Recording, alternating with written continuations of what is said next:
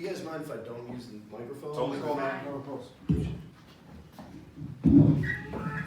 Alright, so I am not a morning person at all. It takes me generally about 4 hours to wake up. Like I'm just now kind of getting to the point where I'm sort of alert, and I'm not joking. So when I felt, not so, but when I felt Angela, oh Jesus, this will be funnier later. When I felt Liz's nails dig into my thigh, I was not like kind of awake. I went from completely unconscious to fight or flight, fucking adrenaline rushing, completely awake and alert and immediately. I've had all kinds of, people try to wake me up. My dad ripping the sheets off of me. My favorite is the marital, babe, you're snoring, or the shaking of the shoulder. It's like, babe, I just heard something in the house. Could you check it out? Or the worst one is, babe, you're still fucking snoring. But to have Liz's nails dig into my thigh out of nowhere, I knew some shit was up, especially when she didn't say anything. And when I looked up and looked through our mosquito net and saw a black squiggly tail crawl between one of the foot lockers next to a wall, the word in my head that flashed out was snake, and I was immediately awake.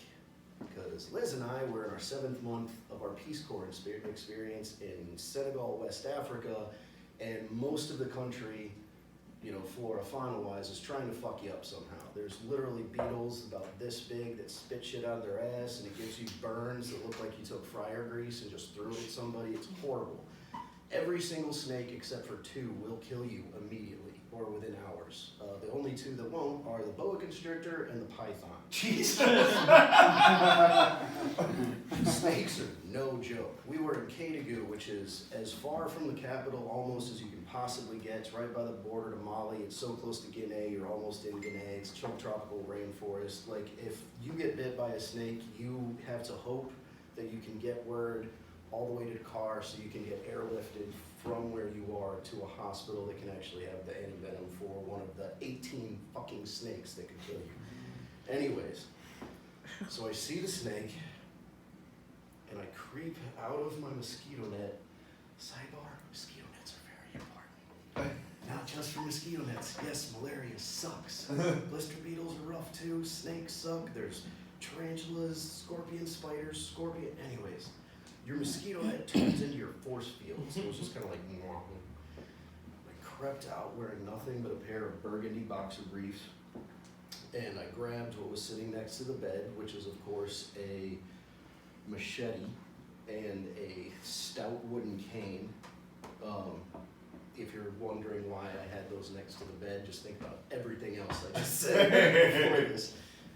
And I crept as quietly as I could across the room, and I used the cane to pull one of the foot lockers away from our hut door, or from the wall, and there was nothing there, and I used it, pull the other one away, and I see something about this big, black disc, shiny as hell, and this little head comes up.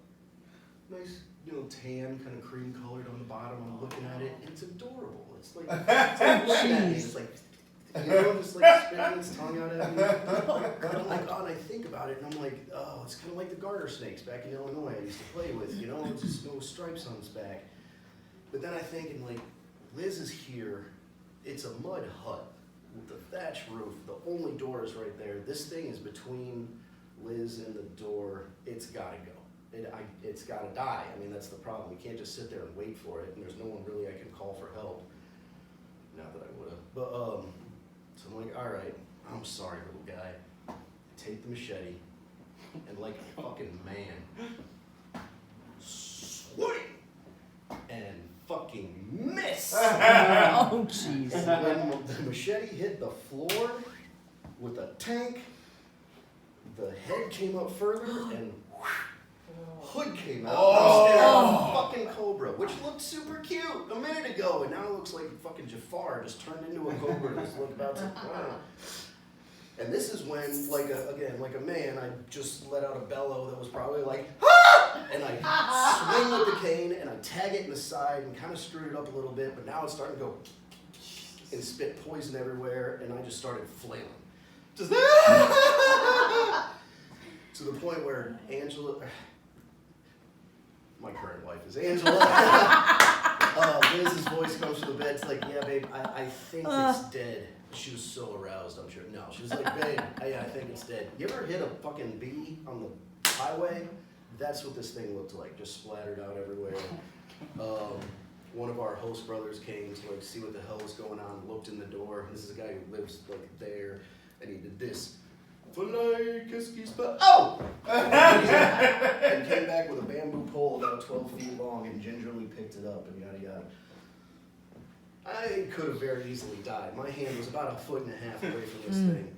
I got this tattoo on my shoulder, which I would have to disrobe to show you now, but it's like a barn cat, because cats have 9 lives. I feel like I've definitely gone through at least 8 of them. I need a reminder of that. But every single time I face that period, or like something like that happens, I learn a lesson about myself, and in that point, I kind of learned that there's a couple kinds of people. There's the people who sit in the bed and freak out and shit themselves, and what am I gonna do? And then there's the guys who go and kill a fucking snake. Thank you.